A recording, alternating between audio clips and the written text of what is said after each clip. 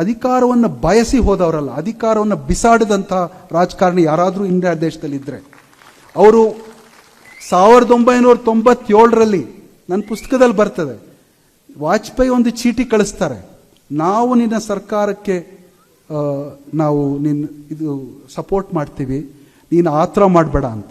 Bala Saheb Thackeray phone ಮಾಡಿ ಬೈತಾರೆ, ನೀನು ಆತ್ರದಲ್ಲಿದೆಯಾ, ನೀನು ಮಾಡಬೇಡ ಅಂತ. ಜೇಠ್ಮಲಾನಿ ಬಂದು ಹೇಳ್ತಾರೆ, ಎಲ್ಲರೂ ಹೇಳ್ತಾರೆ. ದೇವೇಗೌಡರು no, I will stand on principle, ನಾನು ಪಾರ್ಲಿಮೆಂಟಿನ ಮುಂದೆ ನಾನು ಮಾಡಿದ ಕೆಲಸವನ್ನು ನಾನು ಹೇಳಿ ನಾನು ಹೊರಡ್ತೀನಿ ನಾನು ಅಂತ.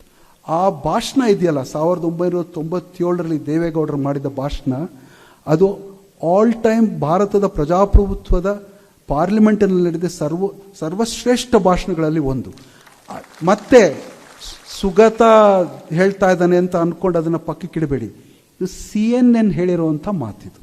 1997ರಲ್ಲೇ CNN ಹೇಳುತ್ತೆ, ಅದು ಭಾರತೀಯ ಪ್ರಜಾಪ್ರಭುತ್ವದ ಸಂಸದೀಯ ಕಲಾಪಗಳಲ್ಲಿ ಅತ್ಯಂತ ಸರ್ವಶ್ರೇಷ್ಠ ಭಾಷಣಗಳಲ್ಲಿ ಒಂದು ಅಂತ.